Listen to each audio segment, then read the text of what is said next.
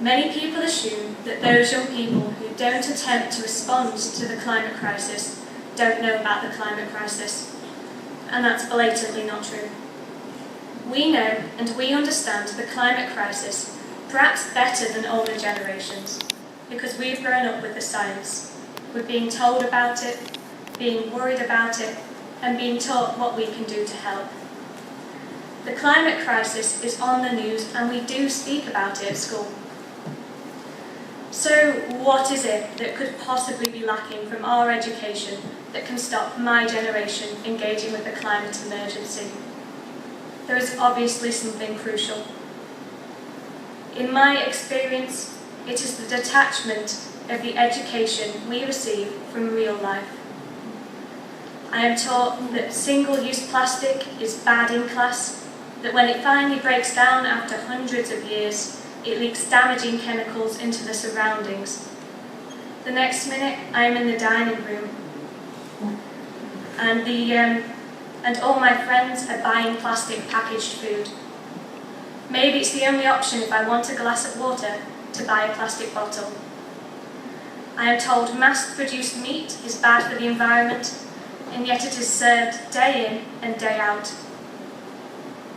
I'm told that I shouldn't buy things I don't need or won't use, and yet every day the real world advertises a new type of phone or gadget that's slightly different to the last.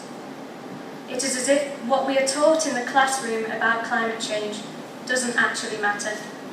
It's not relevant in real life. There is no holistic education. There is only so much anyone can be taught in the classroom. There is neither a sustained message for change to help the environment, nor a consistent message. I suppose it is the same reason why so many adults dismiss climate change. It's easier to do what everyone else does, and it feels safe. The example we are set is one that doesn't change. Why should we have to be the ones to change? Why shouldn't we trust the adults? Surely they know more than us about the world. People my age and younger are simply not the solution. We can't vote. We can't work like an adult. We don't have the same amount of independence. We are reliant on adults. In school, it's harder to work for the environment than not. There's always the underlying fear for schools that climate activism is party political, which of course it's not. There's also the opposition from big companies such as school food caterers, which have been taking advantage of the lack of funding in state schools. They consistently put profit above the environment. Is this what it is to be successful? Why is this allowed in an educational setting? They have just as much impact as anything a teacher can say in a classroom about climate change. Environmental messaging is just nowhere to be seen. I think perhaps the best thing about my generation is that we're not actually afraid of change. We want to do things. We're open to new ideas.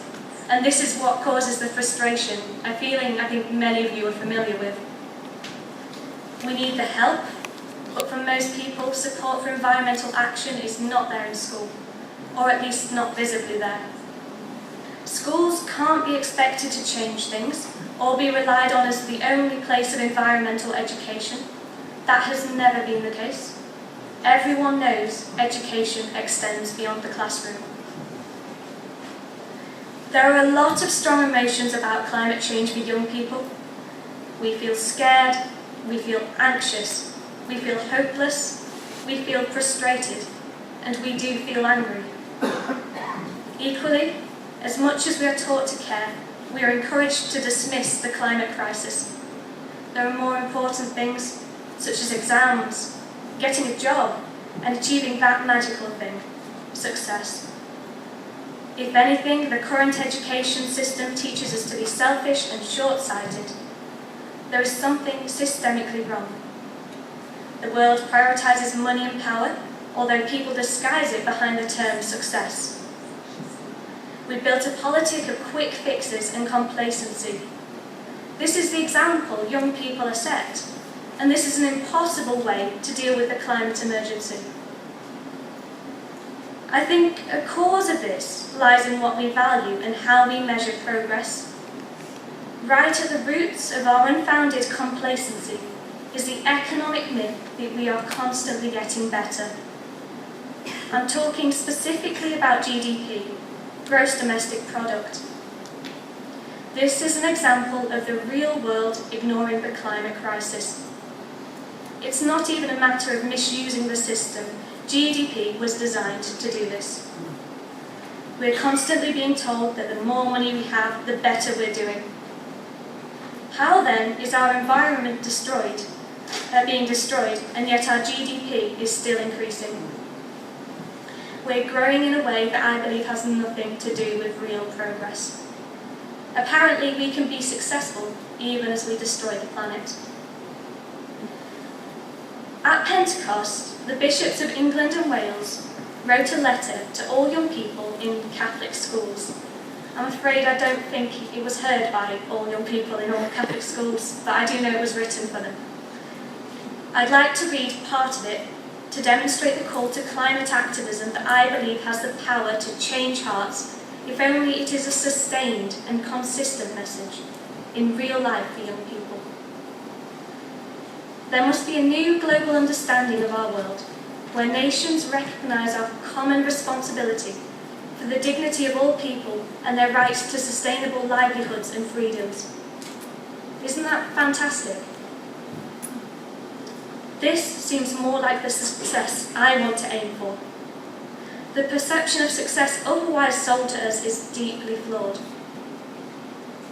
My question to you, to the church in general and to the bishops specifically who wrote this letter, is why are we still buying into this flawed idea of success?